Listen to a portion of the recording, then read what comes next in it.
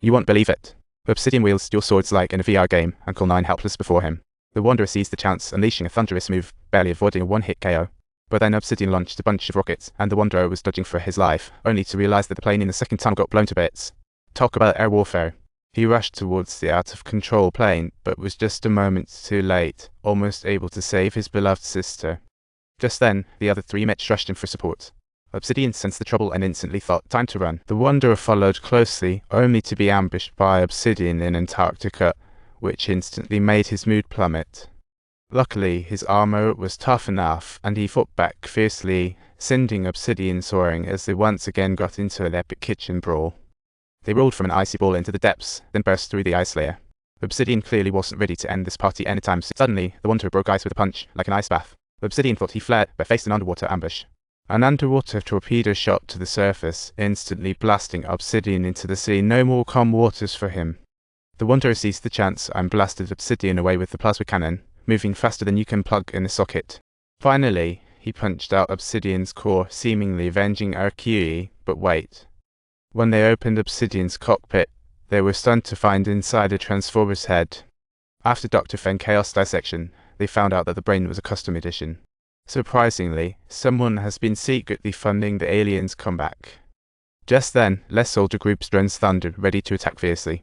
All the mech morphed, with their steel bodies sprouting flesh. Talk about tough guys with the soft side. The general hastily called for pilots to board, but the mech monsters were already throwing a wild party. The entire base turned into chaos as brave Omega got served by a monster.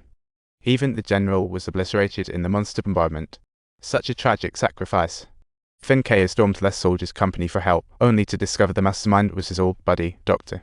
Ayu. Turns out he had been fully controlled by the monster brain. What a friend in darkness. With the command from Ayu, drones sank into the sea, preparing to do it again. Moments later, several Leverminus 5 monsters crawled out of the wormhole, unveiling an unprecedented feast. The 3 monsters all locked on to Mount Fuji in Japan. What a strange target. The aliens sent the monsters to trigger an explosion at Fuji, aiming for total annihilation of Earth's life. A counter-offensive was unavoidable, but almost all mechs at the base were in deep water. But everyone refused to give up hope, desperately patching up the mechs, and Sayo Shuai even rallied everyone. Everyone geared up to launch an attack at the incoming monsters, gearing up for a 1-on-3 fight.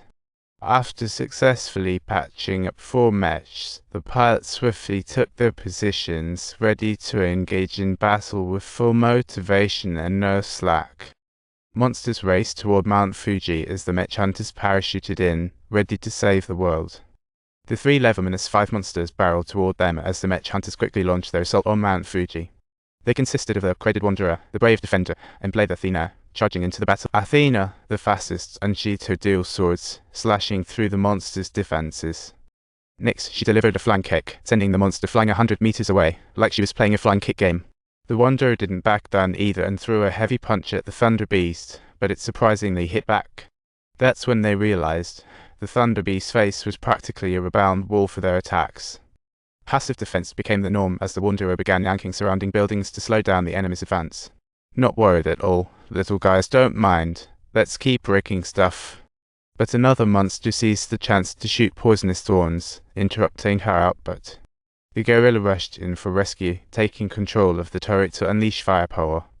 The Defender relished the battle, demolishing several buildings, prompting the monster to realize the peril and prepare to flee. At this moment, the young pilots joined forces and defiantly flipped the bird at the monster. With blazing fury, Ayu immediately unleashed his ultimate weapon without hesitation. Suddenly, a swarm of mini mechs burst from the office, launching a merciless attack on the monsters. To their surprise, the 3 monsters were forcibly fused together into a colossal beast. Everyone was stunned. What on earth do we do now? But no one backed down. With a command from Sayo Shuai, everyone geared up and prepared to launch an assault. Everyone brandished the strongest weapons and charged at the giant beast, going all out.